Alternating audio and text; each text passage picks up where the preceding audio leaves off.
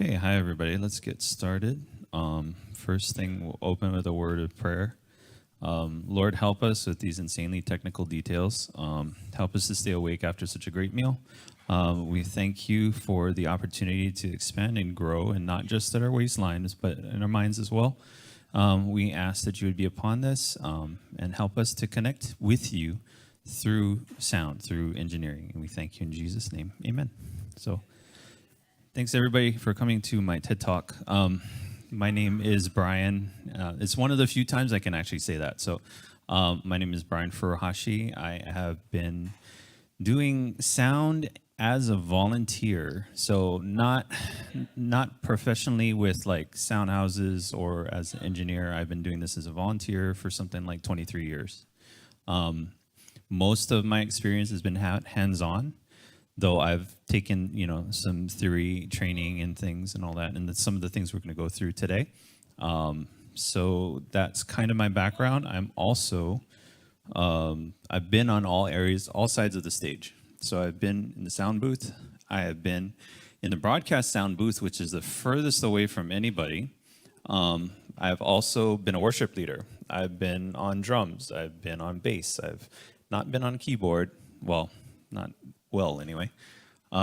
So I've been through both sides of operation, and that's where a lot of my theory comes from, or personal theory anyway. So let's go for this real quick. So one more time, and we're going to go through this actually quickly. I am teaching this class at Red Hill again on the 23rd, but and my slides are not quite complete yet. So if you want a copy of the completed slides, you can scan this QR code, fill out your in the self section, your email address, and I can send you a copy of the slides at that time.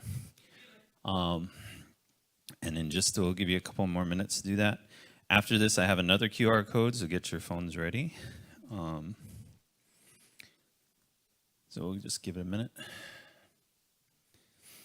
In the meantime, I guess we can kind of go around the room.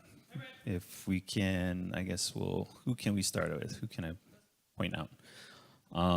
Here, we'll point you out, because you look like you were not wanting to be pointed out. So, okay, great.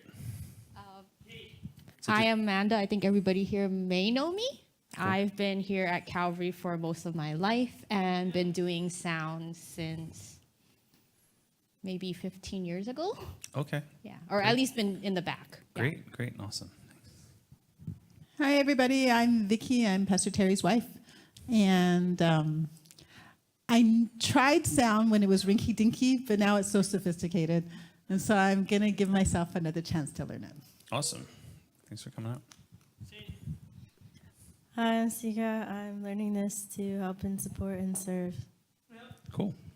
Awesome. Hi, I'm Brandon, and been coming to Calvary about 18 years now. So, coming on 18 years, and I'm in the back usually doing the lights, but want to learn a little bit about the sounds too, or at least the basics. Cool. My name is Karen, and I am open to learning. Awesome. I'm Israel. I'm here to learn about sound. Awesome. I'm Joanna, and I did a little sound in Singapore in my church back home, and then I did a bit here, so I would like to learn more on equalizing. Okay. Yeah. Cool. Hi, I'm Neil. I've been coming to Calvary for about 2.5 years. Served on sound for maybe a year or so. During that time, I spent a lot of time on my own time, like looking into sound theory and trying to apply it. So I'm excited to learn a bit more today. Cool.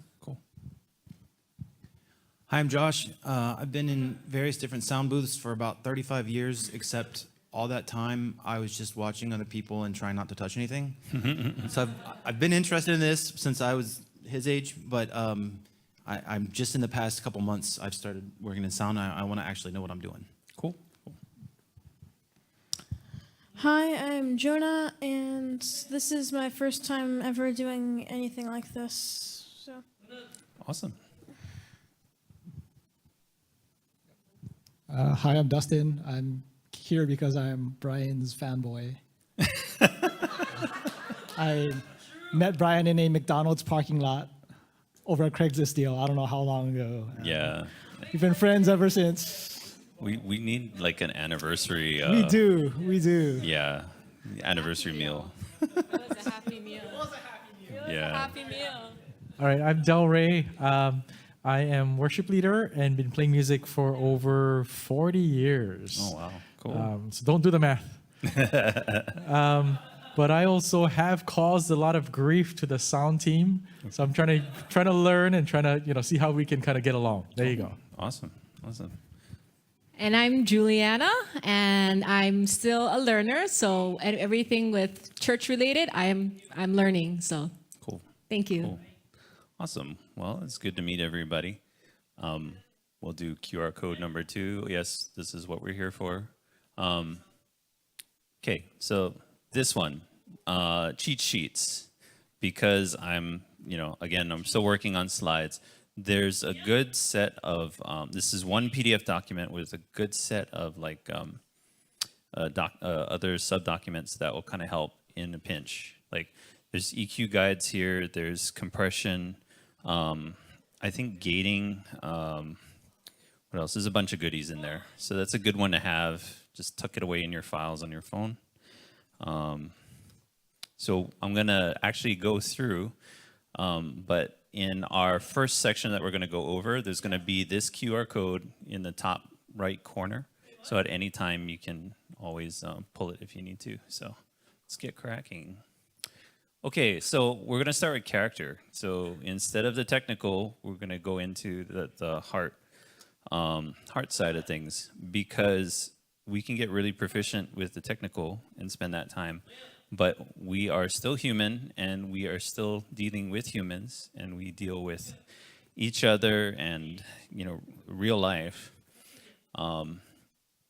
As a side note, when I was in college, I'm in IT by trade. When I was in college, I decided to pick the IT route because I didn't want to deal with people, and I felt like it was something that I could do. And I ended up dealing with more people than I ever thought. So as a sound technician, you are a manager. So, and here's what you manage. So you do tell people what to do. But that's 10% of your role. Technical skills are about 40% of your role. Communication and interpretation is 50% of your role. Judging your resources, expectations, and limitations, it's 120% of your role. So now we're going over what is theoretically possible. Maintaining your Christ-like character is 300% of your role. So sound technicians are 520% busy, which is absolutely true. But worship is still 1,000% of your role. So all this stuff that we do, all the things that we balance, all the things that we learn, we are covered, or we have the opportunity to be covered by worship or by God if we are partnering with Him while we're doing it. So I can sit in the back and make the most amazing mix and freak out and lose my hair and my teeth and bash my head against the wall because of all the details and things that and the frustrations that I would experience to get that mix. Is that worship at that moment? Not really. I'm distracted, right? I'm trying to fix a bunch of things that are going on. Things are on fire, sometimes literally. And how am I connecting? How am I connecting as a worshiper behind this thing that has a million knobs and a million faders and lights, and now this light is flashing at me and I don't know what to do because it looks angry. So, but this is where we have a lot as sound technicians. We have a lot to cover, but if we are partnering with God and we're tuned in with Him and we're moving with Him, a lot of that kind of melts away, surprisingly. And I'm saying that on both sides. I've been the one that's like running around because something's literally on fire. And I've also been the one that the mix is going smooth and I'm not even thinking about it because I'm connecting with God at that same time. So two forms of worship going on when you're connected. First one is worship by sacrifice. So I'm giving of my time to be at sound check before everyone else and after everyone else. For years sometimes. I'm giving of my extra time to learn this or to learn techniques to make things in situations better. So there is a sacrifice of worship there. But there's also the worship by engaging. I've prepped and we are about to start our worship set. How am I connecting, right? We're going in this sound. For me personally, what that looks like is, I'll get my sound check set when the band is comfortable and I'm comfortable, and I have everything I need for my mix. Once we get into worship or once we start, I'm connecting with what's going on in the room. I'm connecting with God. I'm trying to listen to him, what he puts on my heart for the moves, sometimes even in the mix. So there is a scripture, I won't, for time's sake, we'll probably have to skip this, but Acts 17:24 through 28. Basically, it's a good perspective scripture because we are people who are very hands-on, very technical, trying to make something happen, trying to do something, trying to achieve a result, when God is very much the one who gives us the breath, gives us the, in whom we live and move, have our being and whatnot. So great scripture to just kind of ruminate on. So some survival concepts, and again, this is heart stuff, right? So patience and communication are survival tools. They're not just good things. In a highly technical situation, when you've got a lot of things going on, communication is important. And it's also really easy to get frustrated and upset. So learn, know, and communicate your limitations. And also know that they change over time. So I've told people on stage, sorry, I can't help you with that. Or I can't give you this mix. And they may be upset about it at that moment, or we've tried to figure out how to deal with it. Sometimes I've been able to say that I can give you that, and that's a changing meter of competencies and abilities, right? Whatever we learn are tools in our tool belt. So, and the more tools I have, the less I have to kind of really, really like freak out about the situation. I can just pull out the tool, do the job, done. If years, though, go by and nothing changes, it's worth looking at why. Whether it's something you can do on your side, whether it's something you have to communicate, whatever it is, it's still worth looking. Don't panic if it's unsafe. If you're in an unsafe situation, stop, assess, discuss. Again, use communication, right? There are times where we're pushing, sometimes we have a big production or something and we're just pushing that volume and it's like, hey, wait a minute, we are way over a safe limit here. That has to be communicated, right? Or we have to find ways to be able to have both outcomes. If you feel moments of pressure and anxiety or anger, even frustration, stop.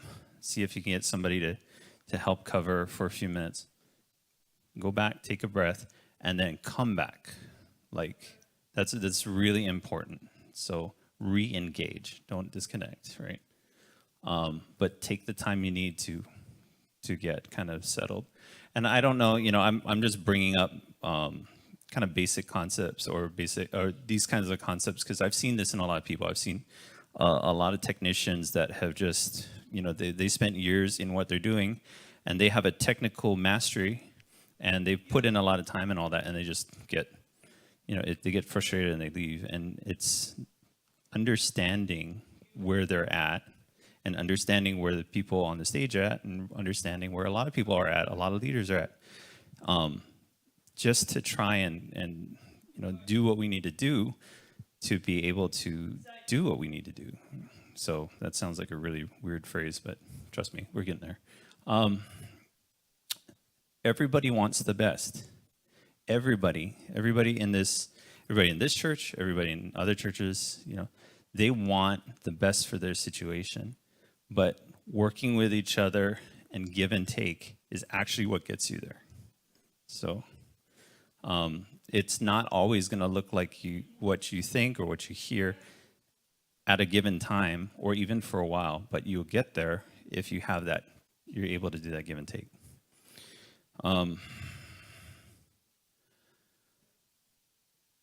Operating a sound system, you are playing an instrument. So I can grab a guitar, learn 3 chords or 1 chord in a day, 2 or 3 chords in a few weeks, have a song by the month.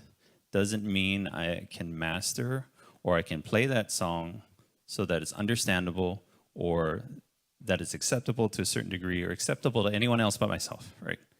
So it is very much an instrument, and it takes the kind of investment that you would put into playing an instrument. So for my guitar background, I started I paid, I paid for a $5 chord book. I think I didn't eat lunch for like a month or something, and took that money and paid for a chord book. Yeah, it's a whole other story.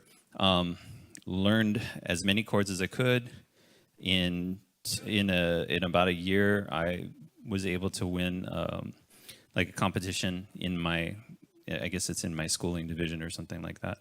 2 years later, I was on the worship team, so on and so forth. I took classical guitar in college also. I put a significant investment. So we're at maybe about the same amount of time, 23, 24, 25 years, something like that on guitar. And that has given me a proficiency that I can walk into a situation, practice the set list, and then just kind of, I don't have to stress for months over one song, right? I can come in, do what I need to do, focus more on God, and then walk out, right? So that's my tools, or those are my tools in the tool bag. And then there is a musicality to mixing too. So it's not just, there's a point where you can be technical and everything sounds correct, but there is a art to it as well. So, and that's with just about anything. Like there's a guitarist or a piano player that can play Bach just as it's written, but it's all the little minor nuances and even the phrasing and the breath and all that make it engaging, right? And you can do the same thing with sound because it is an instrument. And you're kind of, in a way, you're also kind of playing the band as the instrument for the room. So that's both good and bad. If you have an ego, that's bad. Anyway, moving on. So let's get into some crazy stuff now. Physics. All sound is vibration or oscillation. They're waveforms. What you're looking at here is a waveform. They're measured in hertz or kilohertz. So kilohertz, 1,000 hertz. 1 hertz is measured as 1 cycle per second. Wavelength, which is the distance between peaks or valleys. So peak here and the next peak, the space between is the wavelength, right? If they're low frequency wave, that space is going to be bigger, right? If it's a higher frequency wave or higher pitch, it's going to be smaller, more narrow, right? The amplitude is how loud, so we're looking at this way of the wave, up and down, how loud or how soft that wave is. The velocity is the speed at which the wave moves through its medium. So in sound, we're moving through air or we're moving air, right?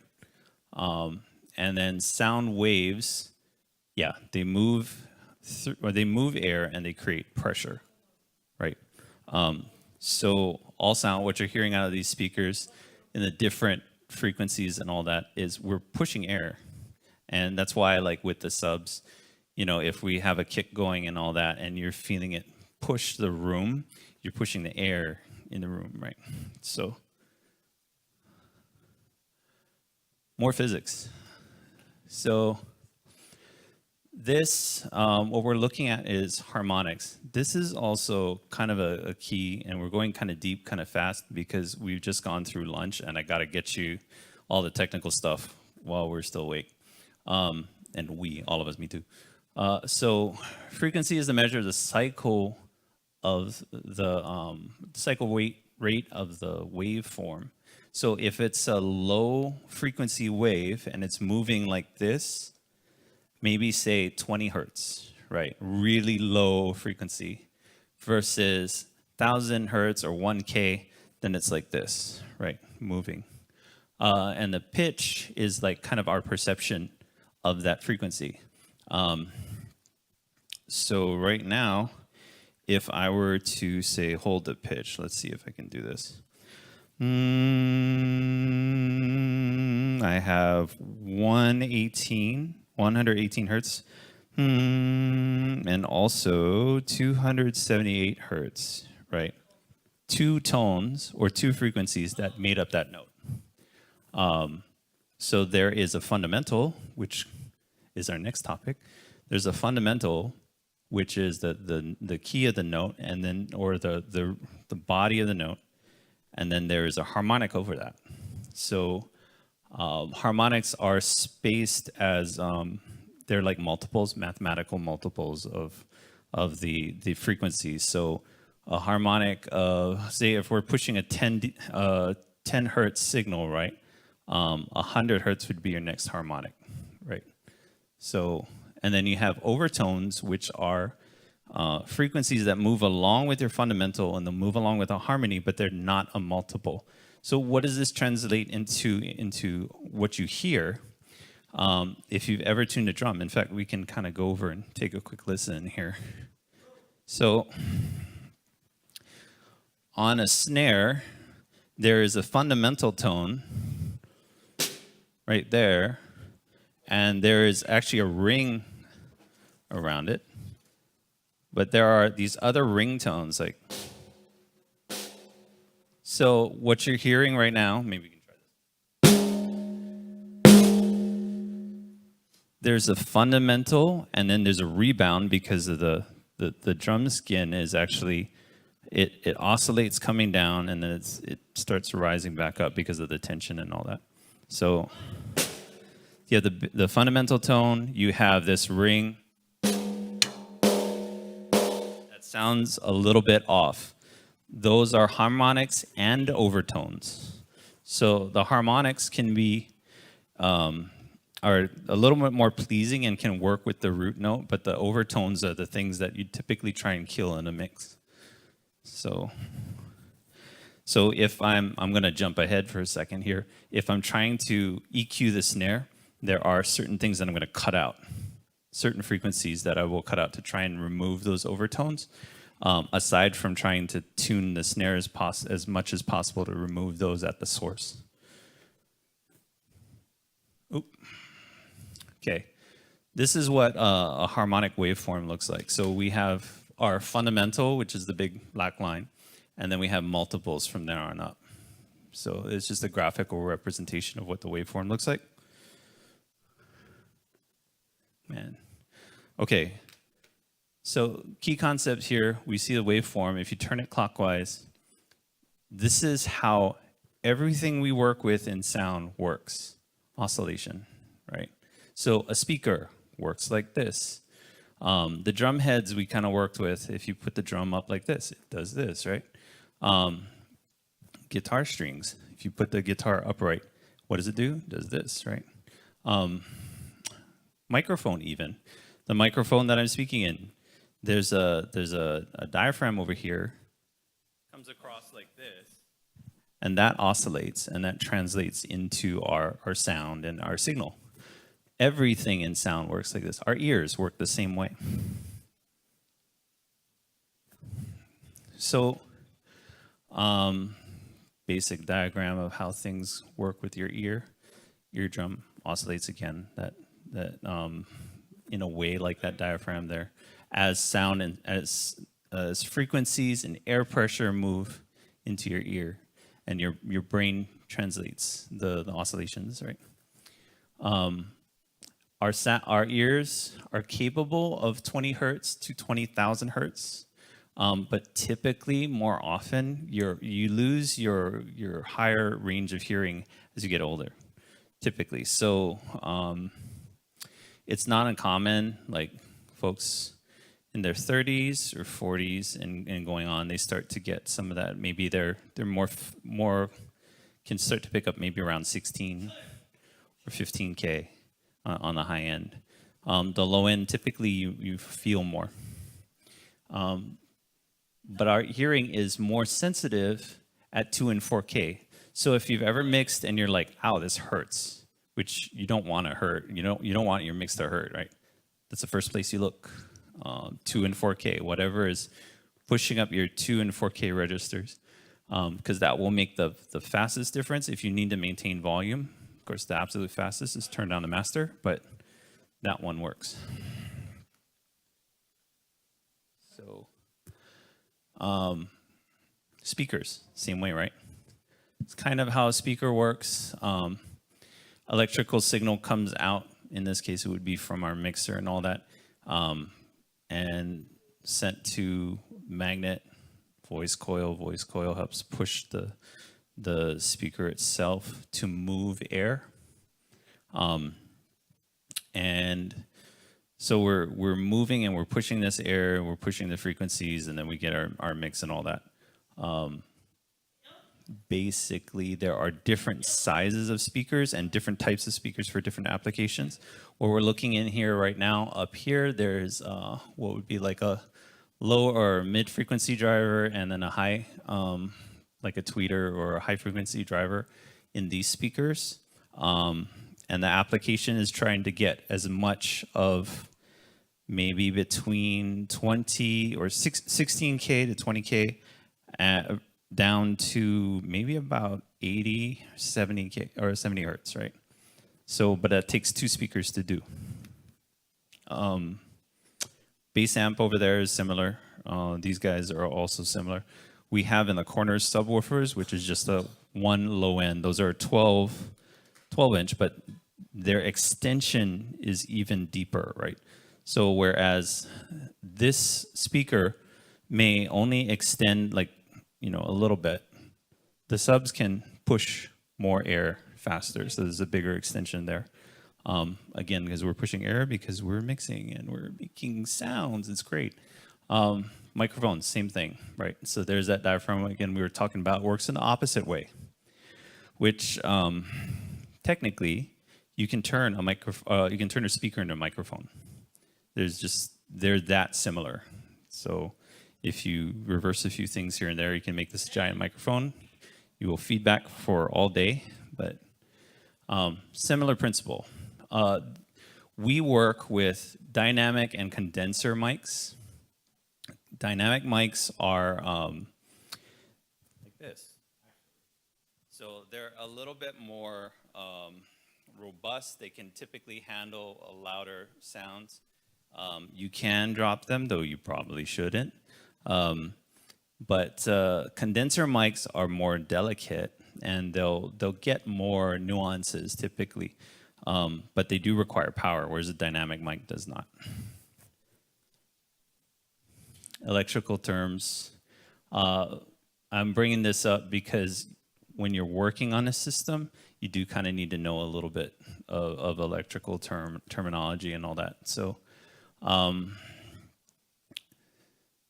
yeah, the best way to think of it is like water, right? So I have a whole lot of water, or I have a little bit of water. What is that quantity? What is that mass? Those are our amps, like amperes. If I have voltage, that's the pressure. So think about a USB charger. Standard is 5 volts, and we're running off of typically 5 volts. It's maybe 10 watts. So it's enough to kind of burn something, but it's not as bad as, say, what your HVAC or your air conditioning uses, which could be like 480 volts, or 480 volts. At a high amp rate, there would be no U. So like, anyway, this is in the notes. We'll have to go over this a little bit later in practical. One more thing, I think this is the last crazy concept. Fletcher-Munson curve. So this mirrors a couple things. The idea is that if I play a tone at a certain frequency and of a certain frequency at a certain dB, how loud will other frequencies need to be so that I hear it in the same way? So a 30 hertz output at 90 dB. So if we're looking for 30, we go up to about 90 and we see a couple red lines. So there's one that's kind of going to 90 and then there's one that's going to 80 over there. The one that's going down to 80, so it would be 80 dB, or let me say it would be, I'm running a frequency of 1,000 hertz at 80 dB. So for me to perceive the 30 dB signal or the 30 hertz signal at the same loudness, it has to be actually louder. So, but this also mirrors our human hearing, right? So like here, as you get past 1,000, when you get into 2 and 4K, these are more energized and they're more, there's more energy. Our ears are more sensitive in that 2 and 4K space, right? So there's the dip. You see it on the right side. So yeah.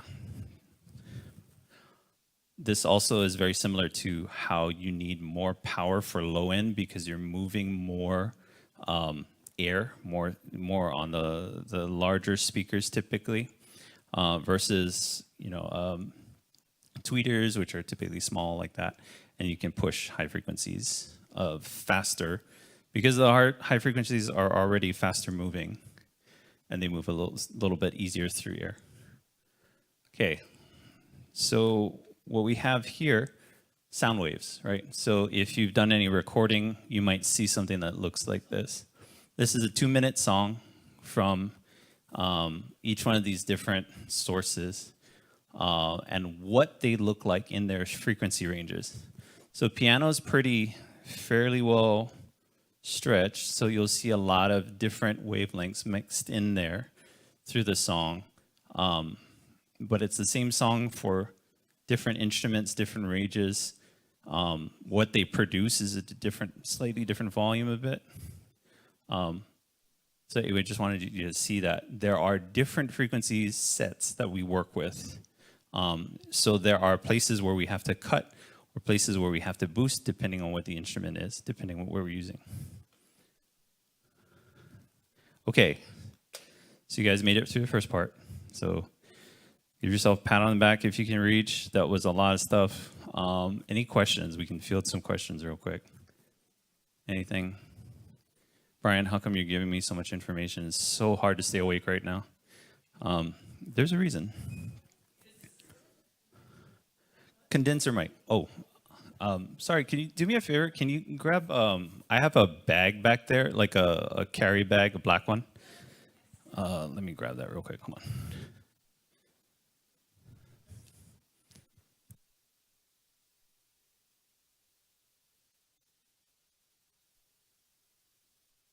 Condenser mic is actually like a powered mic. And like I mentioned, they're a bit more sensitive. So what we have, let's do a thing.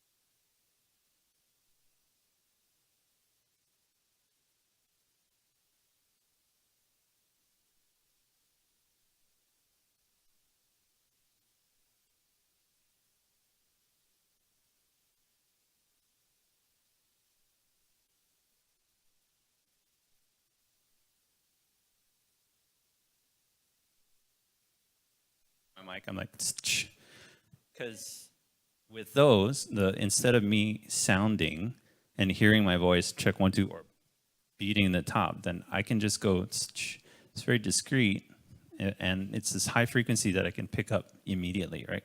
So even in a large crowd, if I'm going, then I know my mic is working, right? And it's fairly discreet. Most people won't pick up on it. So that's a little tip.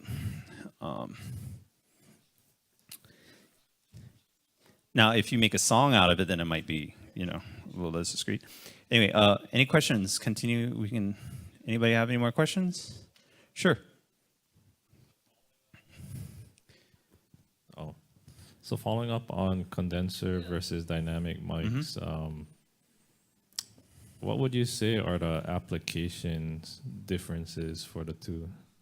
Okay, so I will use dynamic mics on things that either have a high SPL sound pressure level, things where there might be a kind of a broad range but still loud, human voices in a live situation.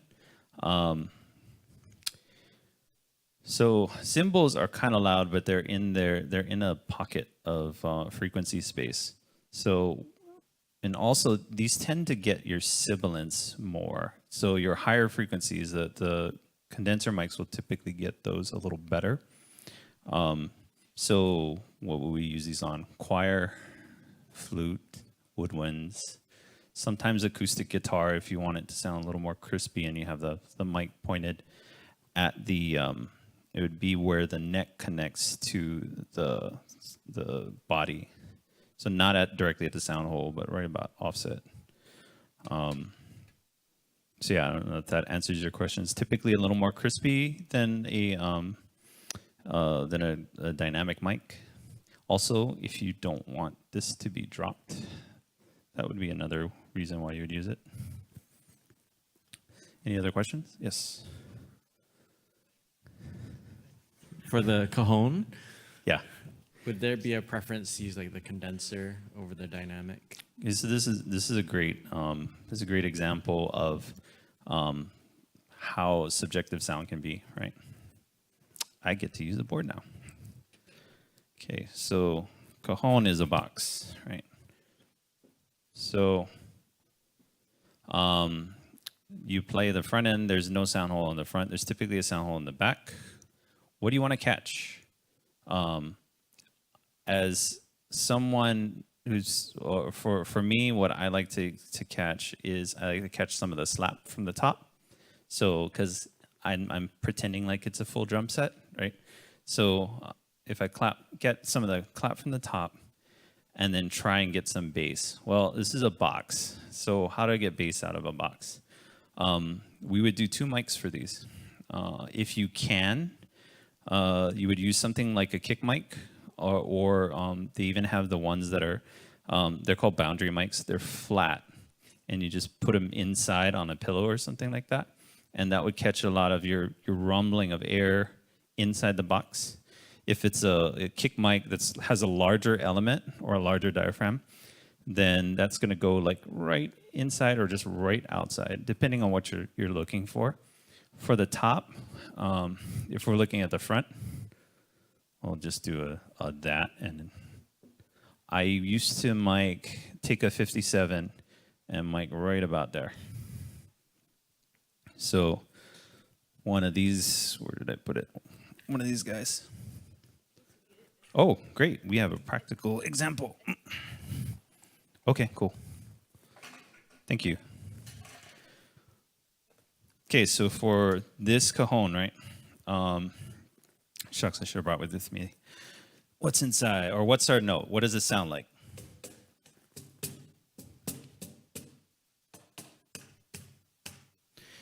Right, so we want to get a certain tone, or if I want it to sound like a drum set,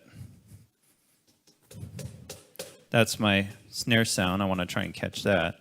If I want the low end, I want to catch that. I'm not going to get low end here. I'm going to get more of it in the back, right? So I would do one of these guys right about here, somewhere right about there, and then like right about there. We're trying to play here. You could do straight on, and it would get your front, but I typically play on the corners, so that's somebody, for me, I would play on the corners, so I'd probably get this way. For the back end, you can use one of these, or you can use a kick mic if you have it. That would go right like that. I don't know if you guys can see that. The boundary mic would go inside, like on a pillow flat or something like that. And that would catch a little more snap, a little bit more bass. But again, it's depending on what you're looking for. So, any other questions before we move on? Yes. Sure. My phone will ring saying that the frequency is too loud, or I can like be exposed to this for another 15, 20 minutes. It freaks me out all the time. Okay. What does that mean? Is that like really bad? Am I going to go deaf or something? That's fantastic. In fact, Because my phone is always ringing on Sunday mornings, and I get this message. we will skip ahead to that, actually. There's a lot of stuff here. There you go. OSHA, Occupational Safety Hazards Administration, I believe, what was it? They have defined a chart of what are safe listening levels for certain periods of time. So on a typical, honestly, and I'm speaking as someone who has done this at the church that I love, if we're doing it in the morning, we're in trouble. As a sound tech, like if we're going above like a 88 or 95% A-weighted decibel rating for 4 hours, that poses a risk, right? So there are safe listening levels that, as described by OSHA anyway. So what your watch is going off on is when these are exceeded, and in some cases it's by time, or in some cases it's just the volume is exceeded. The averages take into account peaks. So it doesn't mean like, okay, we can't go above 88 decibels, and then somebody gets really excited and it peaks to 100 and then back down. That's actually included in the averaging. So, but yeah, these are the safe, kind of like your safe zones. From the listening point, it'd be good to either move or try and bring it down, or try and find a way to manage it. But again, this is for a prolonged period of time. If your service is 2 hours, you can withstand about 91 to 100. If it's a person that's attending one service, if it's the whole morning, then yeah, stuff's got to go down. For reference, Bethel in Reading, they try and hit that 88 or 88.1. And as I've been told, I haven't been there, but as I've been told, you can talk above the band. But like the volume of the music is engaging, but it's quite enough that you can talk above the band. Now, how do you have that situation? Well, besides a bunch of mixed wizardry, the whole room is treated, like absolutely treated. And it's more treatment than you would do in a normal building. They put like sound deadening, and it's like, I think like 4 to 6 inches all over the place. And even in the stage area itself, it's like this cocoon basically of sound deadening, and that's how they can achieve something like that. So anyway, for reference, since we're here, our dB ratings. So like, faint sounds are registering at 20, and quiet 40 sounds and all that. Truck passing by is somewhere around 70 or 80. Hair dryer is 90. So we are somewhere between hair dryer and trombone, right? On average, as churches operate. If you have as I rag on guitar players, if you have a guitar player that comes in with their big stack, their 412s, and their big 80s hair, they come in and they play, they're going to be somewhere around 120, maybe, somewhere around there, approaching jet engine, So Space Shuttle, I think, is 140. So right there, fireworks. And fireworks, that's at close proximity. 140 dB at close proximity. So yeah, the fun one is the legal action level. Yeah. So anyway, I hope that answers that question in so many terms. Any other questions? Sure.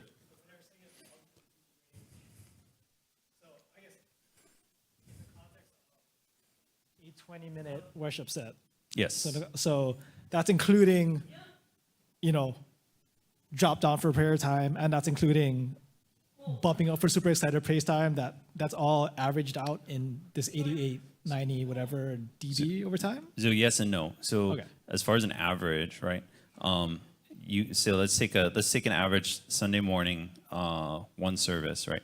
So a musician will go on stage and they'll practice for, say, their 30-minute set, right? So the 30-minute set, maybe we're at 90 dB or whatever on stage. Okay, now it's 15 minutes before they start. That affects your average, right? That gap affects your average. Service starts, maybe the worship set again is at 90, maybe 95, because things get more exciting when you had your coffee. And then worship set stops, and now we have half an hour of sermon, which is not at 90. Okay. That's going to be at like maybe 75. Okay. Something like that, right? So, and even this is what they're looking at as an average, but it's a continual average. So like over 4 hours, you're continually exposed to an average of 90, 91, 95 dB, right? So that's what they're looking at. So if there's a lot of yelling and screaming for 2 hours, we have a revival meeting and it's just 2 hours of fun. Yeah, we're probably gonna have to bring that fader down a bit, but yeah, so it is an average. Yeah. Mm-hmm. Oh, 200. No, drums, it depends. Each drum part has its own, like kind of its own value, so that when you put them all together, right? Because the cymbals are going to be perceived louder than the kick, right? And your snare is going to be somewhere in the middle. Probably, I would say probably within like the 100, 110, which is why it's so good to put in-ears on and keep that sound out. Anyway, any further questions? We'll dive into the shorter part. No? Good? Okay. So we covered some stuff already, which is great. Yep. Okay, parts of the sound system. The biggest part about this is not the parts, actually. It's the signal path for you guys. So like we have a mixer, we have like a rack of amps. Sometimes these are built into the speakers. And then you have your speakers, and then you have your inputs. Here, there's a mic and a DI. For reference, use a DI instead of plugging in like your 1/4 inch into your mixer if you're going typically beyond like 15 or 18 feet. Reason being is you better solidify your signal. You're less prone to interruption and impedance issues or resistance issues, which will degrade your signal, right? So, sure. DIs are for typically longer distance than about 15 or 18 feet. So like if I'm playing as an acoustic guitar, I plug in my 1/4 inch. If I ran that 1/4 inch and I had one long enough to go straight to the soundboard from here, my tone in particular and the efficiency in which the signal is transferred, that gets hit. So I think it works on the same or similar principle as acoustics. So my low end would disappear if in a run that long.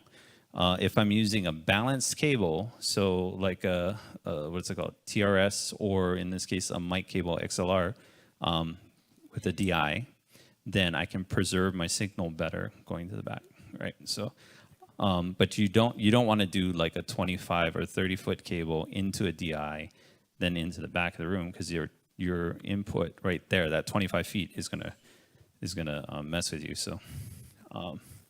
Anyway, amps, speakers, and then your inputs here. But the key thing is the signal path, because you're going to be in a situation where you turn on the system and what happens it doesn't work. Something's not the same. something changed. What is going on? I'm not getting anything. So then you start looking at your signal path. And anything deeper into your mixer is going to follow the same principle, input, output, right? So when we were doing sound check the other night, right? Or we were doing sound check with the team, and we were working, I think, on your monitor. There was an issue with the input. We had used input output. We had used the line to test this monitor, and I had forgotten to turn that feature off in the board. So everybody else had monitors except for Dell, right? So we're trying to figure out why, and it's like, okay, it was a little button, but I cut off the signal path to this monitor, right, in doing so. So as you're troubleshooting or as you're working on the system, you're thinking about signal path, right? That's almost one of the first things, right? Types of cable. Some of these don't really use anymore, like Firewire we don't use as much. ADAT still exists. It's a fiber cable or optical. MIDI still strong. USB more and more. RCA, yeah. SPDIF, PDIF, that's a Sony specific protocol, and it looks like an RCA cable, but it actually moves data and not just electrical signal. But the most common ones are XLR, Speak-On for your powered speakers, TS, which is your instrument cable. So guitars, bass, keyboards will all use a TS cable. And what does that mean? Tip, sleeve. And that has to do with the connector itself. One is your ground, one's your signal.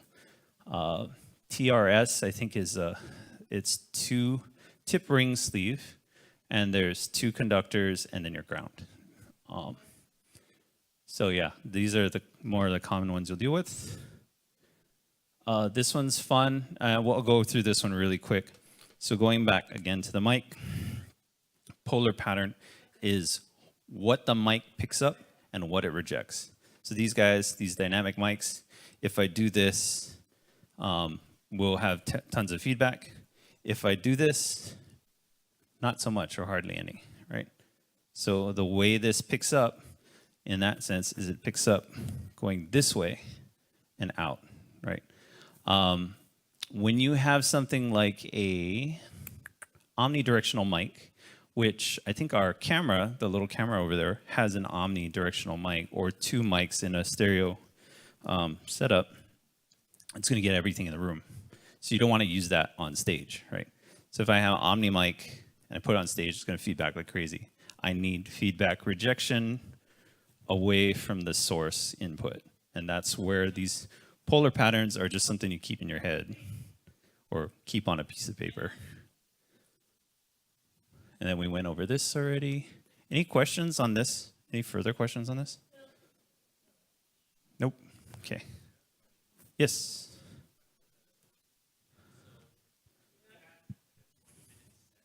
Yeah.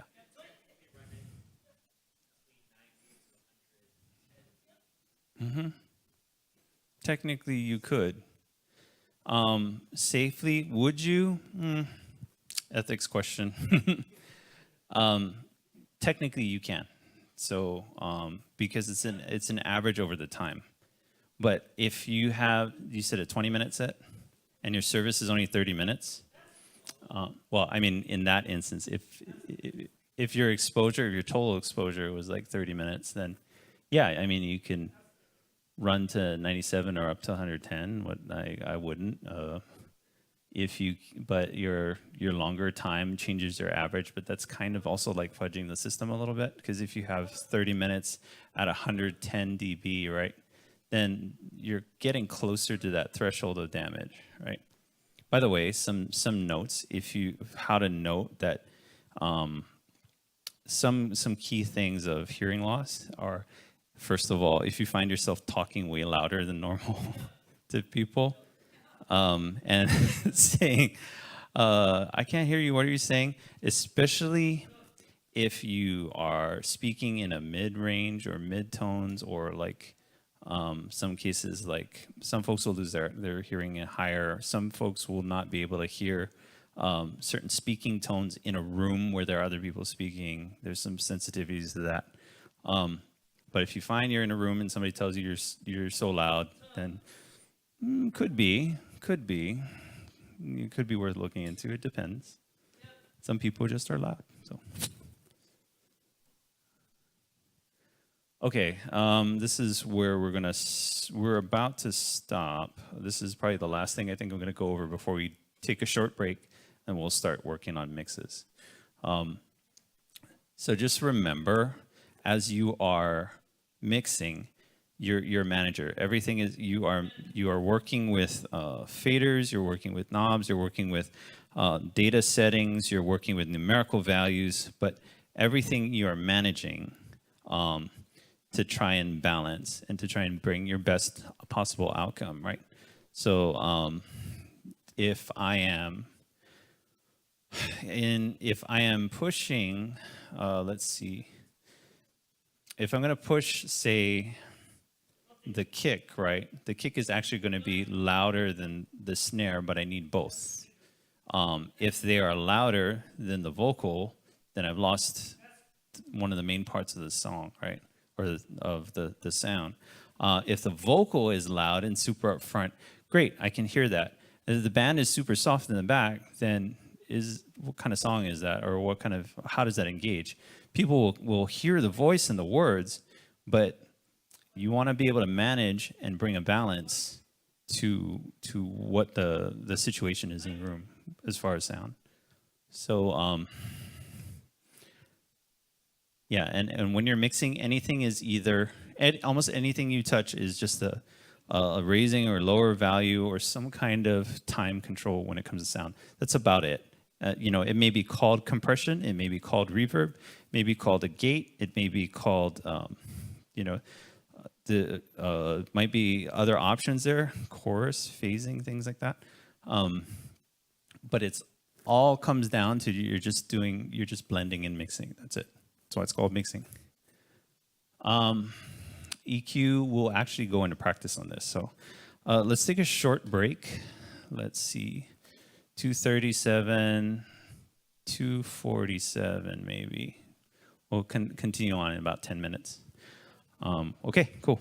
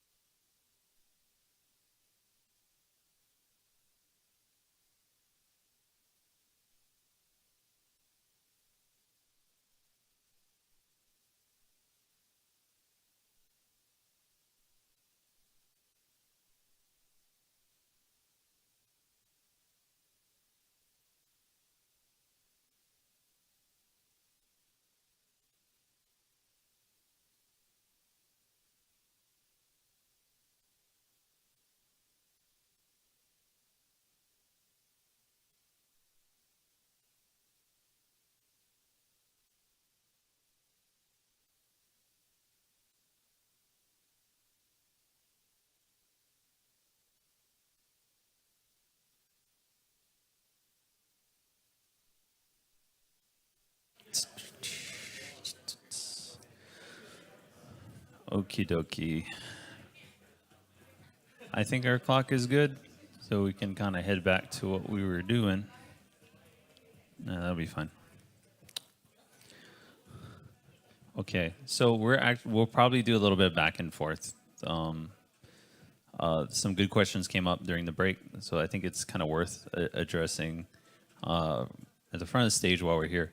So one of the questions that came up was, like how do you select mics, and how do you approach something, say like a drum set? So for everything on stage, all of your inputs, you want to start at the source first. There's the whole, garbage in, garbage out terminology. So if I have a source that sounds bad, the PA, as much EQ as you dump into it, it's still going to sound bad.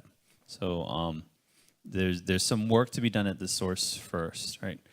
So if we start with drums, I'm looking at the drum kit. What are some things that we would approach? For me, the way I mix, and again, mixing subjective, sound is subjective. It's different from person to person, from community to community. But when I put together a mix, I'm starting with the drums and the bass first. And when I get those to kind of be working together as best as I can do on the board, then I'll start to bring in the rest of the band. The vocals, though, I will mix those during a song. There is a tendency from some of the folks that I've worked with to, if you come in the morning, you haven't had your coffee, and you're doing sound check, 1, 2, 1, 2. This is the day that the Lord has made. I will rejoice after my second cup of coffee. And then they get on stage and the adrenaline's there. It's like, yeah! And, like as a sound man, as soon as that first note comes out and it's blurring everybody else except the people on stage, and you're trying to manage that, well, you want to avoid that, right? So I typically will do a very quick sound check with vocals. It would be like, okay, let's just get some signal. It's like, check 1, 2. Can you hear yourself in the monitor right now? Cool. Can you hear, or if you're, is it somewhat loud enough for you right now? Yes. Okay, we're moving on. Get the band going and then mix the vocals. The reason being is the vocals will be there, but with the loudness of the band, then you can better blend at that moment and tweak issues afterward, right? So anyway, going back to the drums. So first thing is tuning the drums, and tuning to really, again, subjective. So it's the style of music, whatever you're going to play. So you're looking for things like, if you're a drummer or if you're a drum tech, you're looking to manage your overtones. We were talking again about the snare here, your fundamental versus your overtones, right? You want to try and, you can deaden the drums with things like these rings, or they make moon gels, or they make all kinds of different things that you can buy or work or whatnot. Some folks would actually, you take the top head off and you cut like a strip of like a t-shirt or a thin towel, and you rest it inside of the I think it's like near the head or inside of the rim before putting the rim back on and tuning your snare. And that's supposed to help deaden that ring a bit, right?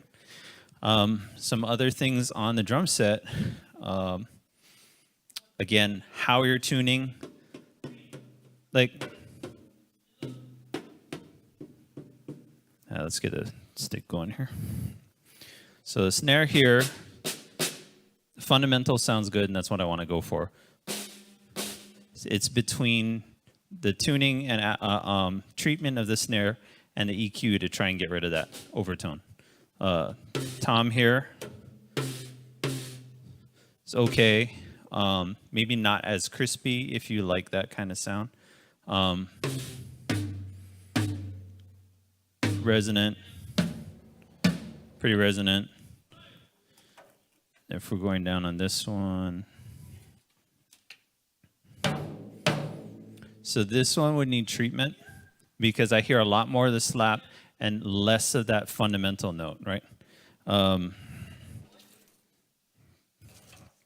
we'll start with that. That might also need tuning, it depends, or a different kind of head. If I am EQing this set, I am actually EQing this closer to the kick because I like that kind of rumble on the very low tom, right? These might be, I might cut a little more of the available frequencies on these rather than this guy. So your overheads brings up a good question. What don't I need from my overheads? I don't need kick. I don't need this low tom. I don't really need these toms either. Maybe some snare, but I definitely need my cymbals, right? So my cymbals, I would want to probably do a filter and cut off like maybe even up to 200 or more. Probably more than that, actually. 200 or 300. I just wipe all that out on my EQ and accent whatever else I need or remove whatever else might be offensive in that application because I only need cymbals out of these mics, right? The kick, there's two approaches to the kick. It's single mic, and you catch more of like in this case, there's no hole in the kick drum itself. So what you're getting is the air off of the vibration of the front head, right? Some folks will do a hole in the front head, stick a boundary mic, the flat mic, close to the beater, and then have the other mic close to the hole. Why do they do that? It's because you want to catch the slap of a kick drum, and you want to catch the air that moves it and the low end and all that. So that's what I recognize as a kick. If you listen to kick drum on a recording versus what you actually have sitting behind the drum set, it's absolutely different. So the sound here behind the drum set does not sound like Lion and the Lamb, right? So, and why is that? Well, there's some of it is tuning, and even in the original, even for the original source material, they've tuned the kick the way they like it, but it still doesn't sound, when you're sitting on a kick or on the kit, it doesn't sound like a recording. Why? Tons of EQ, tons of compression, right? There's a lot of other things involved to get things sounding like a recording. Even in the mix, right? If you're thinking, this might drive the camera nuts. The mix triangle. Let's do that. Okay, a mixed triangle, mixed pyramid. Typically they say your vocal is here. We would do, let's see, stereo keys. So key left, key right. Guitar, typically E, G, left. Sorry, E, G, right. So let's just do like that.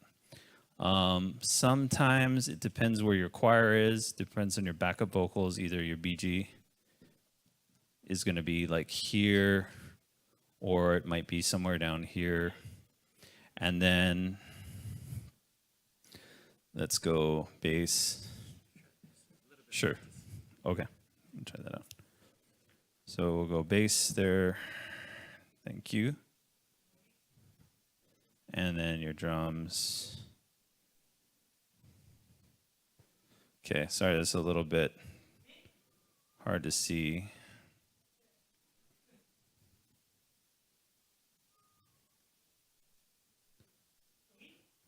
Okay. This is what we think of a pyramid, of a mixed pyramid, and this is what we perceive when we're listening to music. You know, actually on a recording, this is not what it looks like at all. So like the drums, the kick is way up here. Snare too. Way up at this level. So your vocals are here. Yes?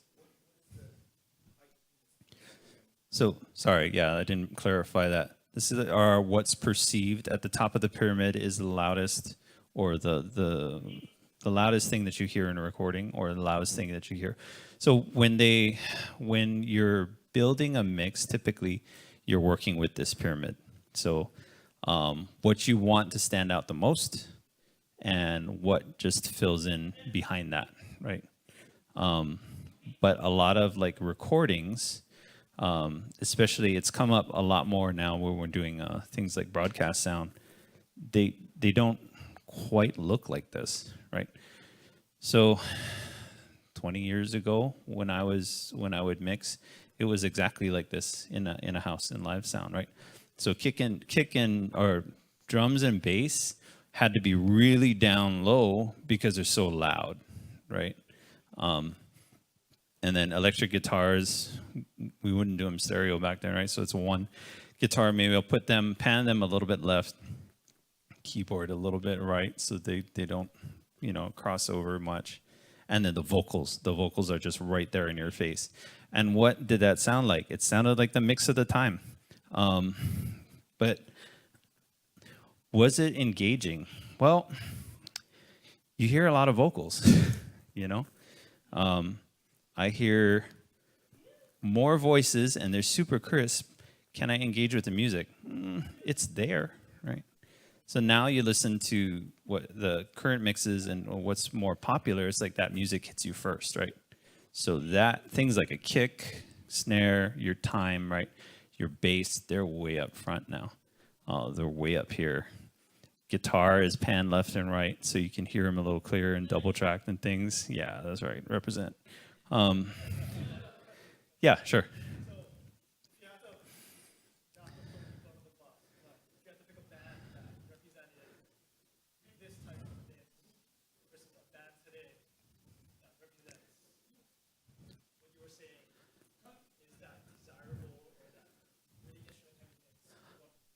I can name some stuff, but again, it goes back to the era, right? So for those of you who remember like Maranatha and like the first few Hillsong albums, right? This is what you would hear a lot of. That the vocal was way out there, and the band was there, but especially like Maranatha, they're all vocals, right? Stuff like that. Now the current mix that we're talking about is everywhere. It's all over the place. Yeah, Hillsong, Bethel. Yeah. Next time you're listening to music, see if you can pick out the kick faster than the vocal, or the snare faster than the vocal. What that will actually tell you is where it is in the mix, right? So, and then they also do the things like they have automation where that brings down, if you're doing a recording, then it brings down certain sources and brings other ones up, like an auto mix almost in recording. But that's a whole other ball of wax. Anyway, I guess since I'm up here, we'll elaborate a little more on mix order. My personal desire, or my personal philosophy on mixing, one, it shouldn't hurt. Pain is your biggest. That's your biggest input. If it hurts you, or if it hurts somebody that's listening to it, let's figure out why. Approach that. Second, it should be engaging, right? I would like my mix to be engaging. If it doesn't move me, how can I expect it to move anyone else, right? What do I like in my mix? Well, I like the vocals just on top, a little bit on top of the band, but the band is typically pretty well surrounding those vocals, right? So in some ways, there's a pocket to that. Let's erase this for a second. When we mix, there's two methods of mixing, additive and subtractive. Additive mixing means I'm going to add. Subtractive mixing means I'm going to subtract. What does that look like? If at the bass level, it's my bass is, I don't have enough bass, so I'm going to add bass, right? And then I have the rest of the band. But now the vocals, I can't hear the vocals, so I'm going to add more vocals, right? Okay, now I lost the keyboard. Okay, I'm going to add more keyboard. What do you have after a few of those moves? Massive feedback. You still can't hear anybody. Subtractive mixing. Okay. I have, I'm missing the bass right now. I'm going to bring everything else down. I mean, that's a weird way to look at it, but if my signals and my inputs are giving me enough level, then I need to look at why everything else is louder than this, right? So subtractive mixing is a very key concept for when you're working with EQ. So EQ being your typically lows, mids, highs, right? You also have your low mids, you have your mid highs, but I want to look at a line. Can we get the line? Yeah, okay. 20K.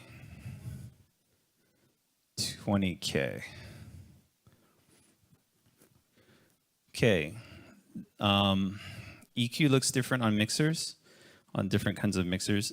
Digital mixers, you'll see this line, right? And then you're going to want to either practice additive or subtractive. So sometimes that on like, I have one here, great. These guys. So I just have I think it's a low and a high on this, but that works kind of like what they would call a filter, which if I want to cut out lows, would move kind of like, it moves this way. The more lows I want to cut out, I can just kind of cut, or like typically you'll see like this curve like that.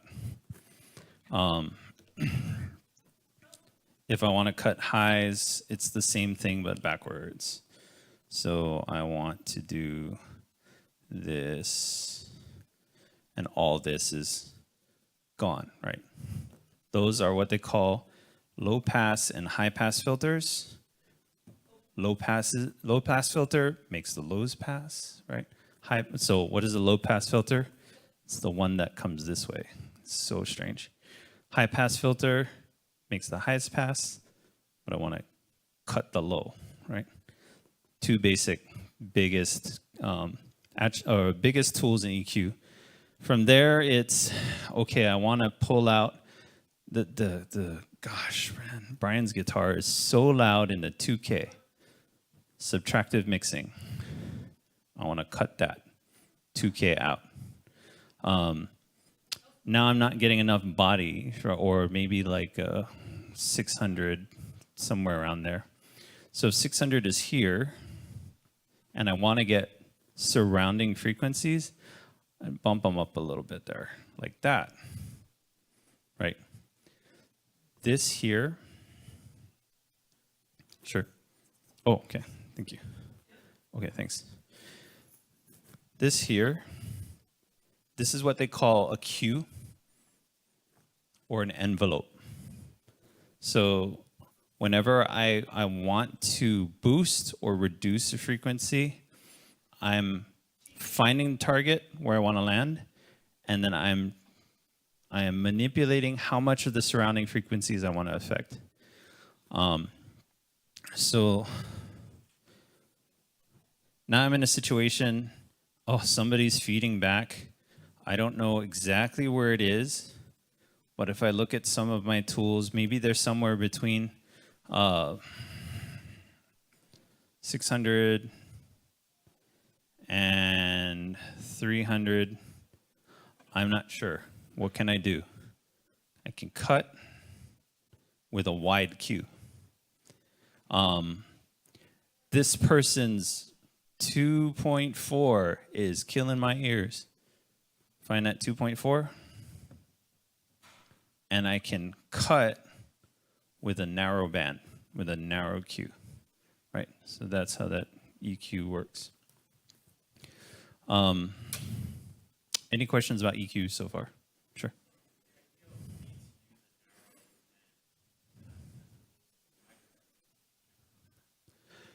It depends again on the application. So when I was tuning the room. So tuning the room meaning like when we set up the new PA, there are certain frequencies that are in the room that the room itself responds to or can like create feedback a little easier, or maybe you're getting bounce back and you're getting these little frequency spots and you have to kind of cut those out.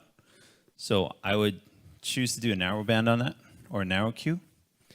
In the case of feedback, if you have to get something quick, then you have a Q there. You can do a wide Q and then try and find from there. So, excuse me. So there's applications for both. Overheads, right? We're talking about overheads.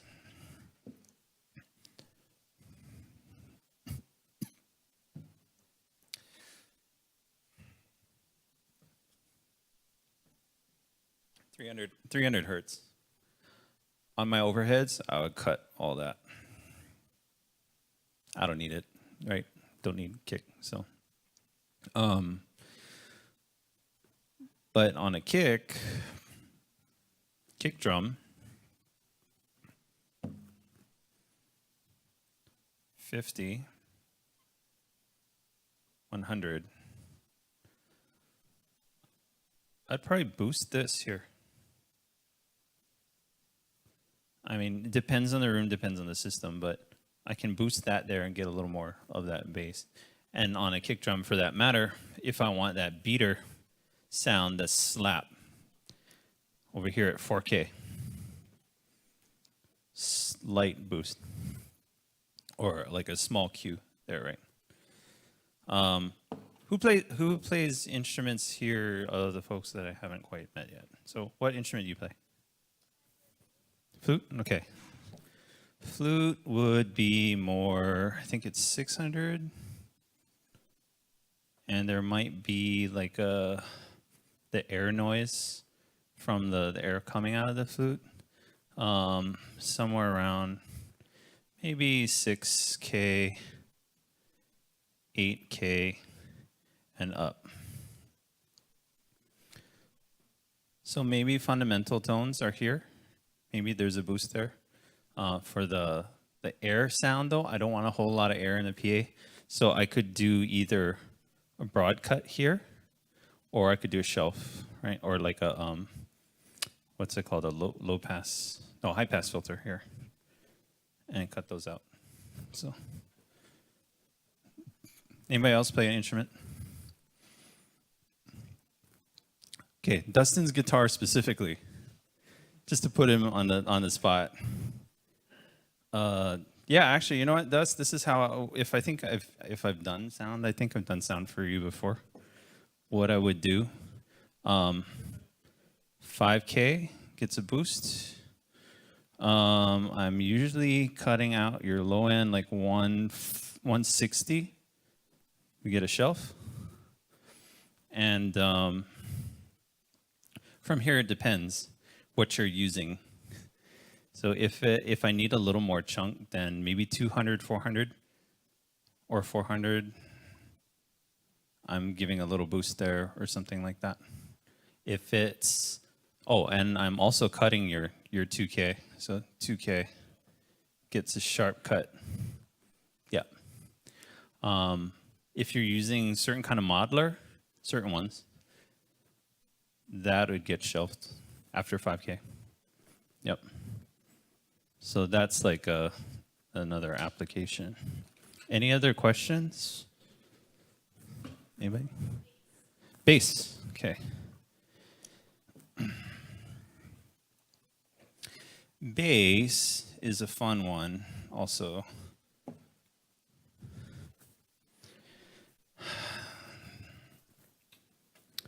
So this is a fun one for if you're doing broadcast too.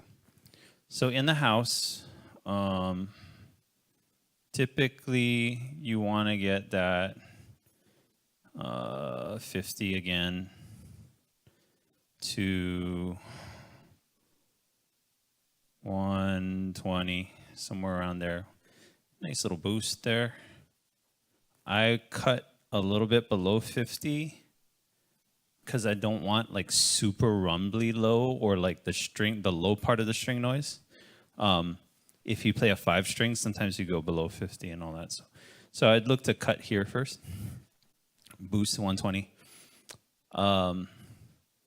If you're doing broadcast, your ears when you're listening to bass on iPhones or Samsung phones or computer or tablet and all that, they're not going to hear any of this. It's non-existent on the speaker, exactly, yeah. So what do? We use a harmonic. This is what I was talking about earlier, right? 200. That gets a boost. What happens after that? Woo, drop. I want a little bit of crispy sound. This might be 200, might be 300, depending. But if I want a little bit of crisp, then I would probably put up maybe anywhere from 4K to 8K. If I want that. Some of that is also finger noise on the strings, which you may or may not want, depending. So, but these are samples. Again, this is all subjective, right? So, on drums, almost all the drums get a cut at 240, somewhere around there. Pretty deep cut. And then they'll get that slap between 2 and 5K, the slapping sound. And then the fundamentals are anywhere from, depending that like 70, 80 to 120 range, depending. So, or 140, sorry. Yeah. So that is a lot of EQ, but that's practical EQ application for what you are seeing and what you're experiencing. Mix method, drums and bass, as I mentioned earlier, and then again, I'm bringing in instruments. I'll mix the vocals typically last, and then tune them through the sound check, and even sometimes actually during the worship service. So I'm listening for things like pain, I'm listening for sibilance. If it sounds crisp, if you mentioned about the subs, there's a lot of rumble. There's not quite punch. So how do we address the punch versus the rumble, right? And those tweaks can come over time, or they can come in the context of a particular service. So, let's see, 3:15. We got that's the correct time? Okay, so we have now less than 15 minutes to do a sample mix. So we'll take a little field trip to the back, and we'll run a mix.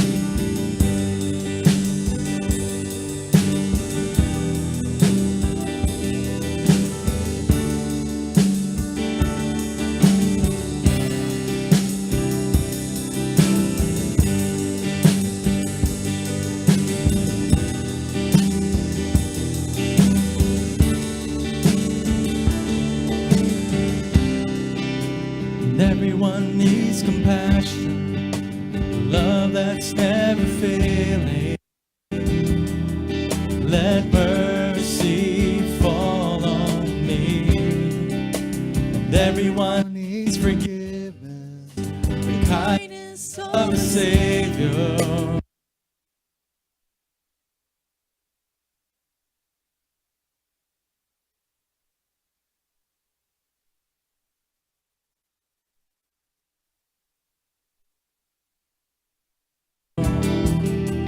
The hope of nations. Oh, Savior, He can move the mountains. He is mighty forever. Salvation. Jesus conquered the grave.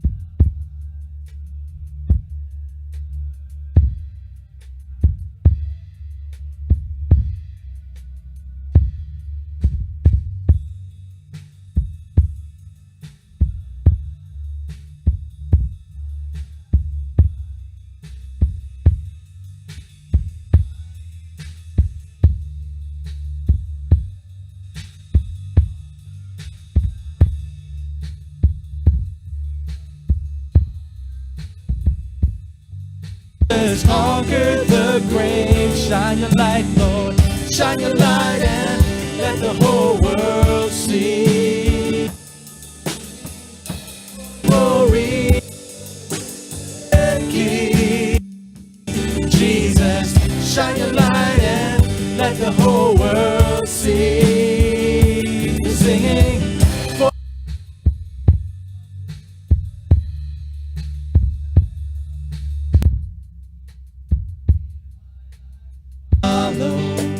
Everything I believe.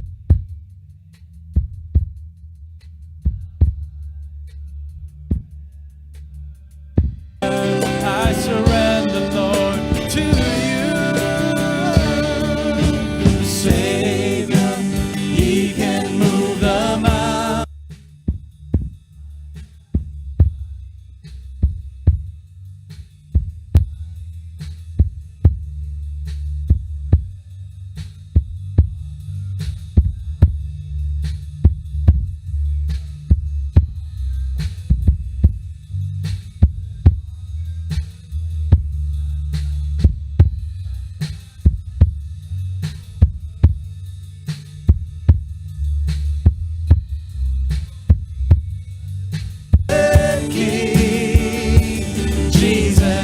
Shine your light and let the whole world see.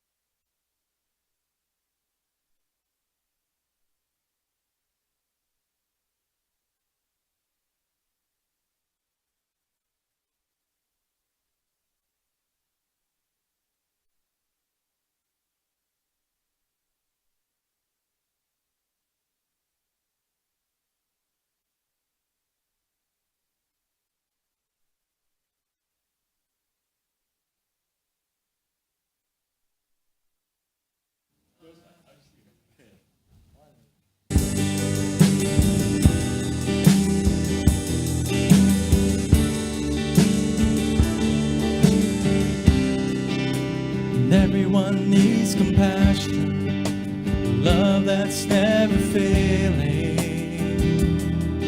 Let mercy fall on me. And everyone needs forgiveness, the kindness of a Savior, the hope of nations.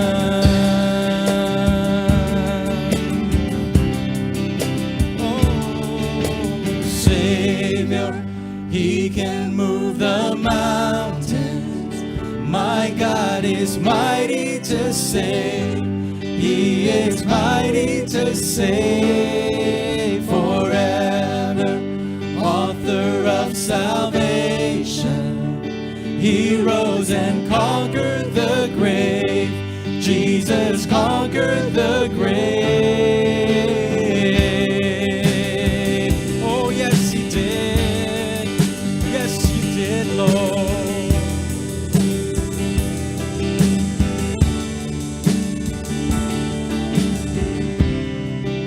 So take me as you find me, and all my fears and failures. Fill my life again. I give my life to follow everything I believe in. Now I surrender. I surrender, Lord, to you. Savior, He can move the mountain. My God is mighty to save. He is mighty to save forever. Author of salvation. He rose and conquered the grave. Jesus conquered the grave. Shine your light, Lord. Shine your light and let the whole world see. Singing for the glory of the risen King.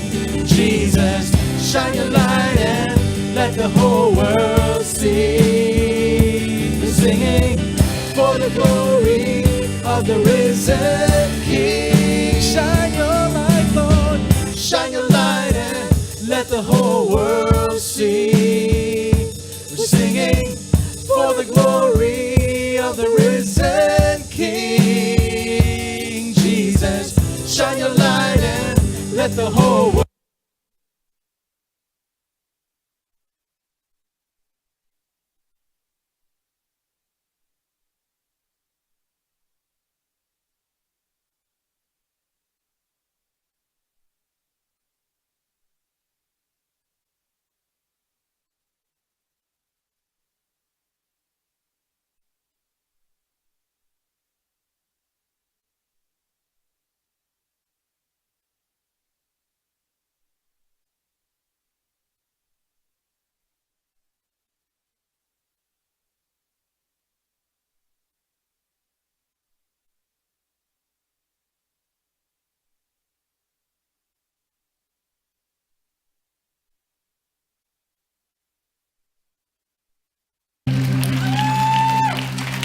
One, two, intro, 2, 3, 4.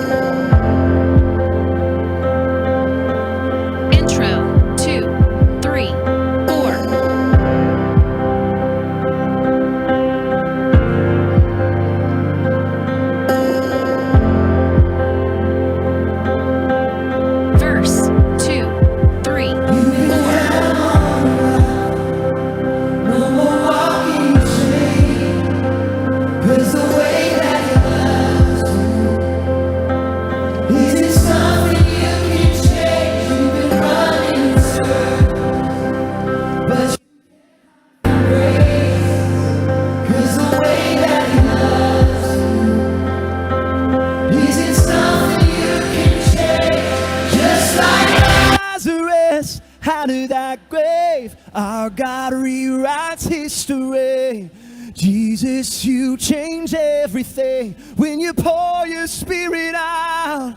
Just like Silas singing with Paul, praise can break down prison walls. Jesus, you can have it all. Won't you pour your spirit out? Pour your spirit out. Pour your spirit out.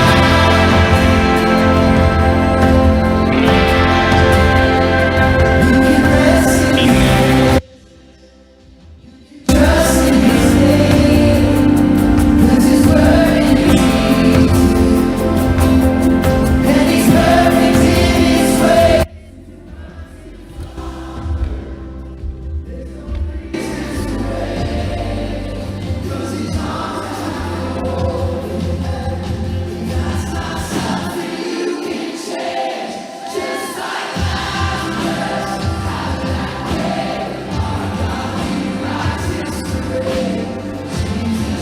Change everything when you pour your spirit out, just like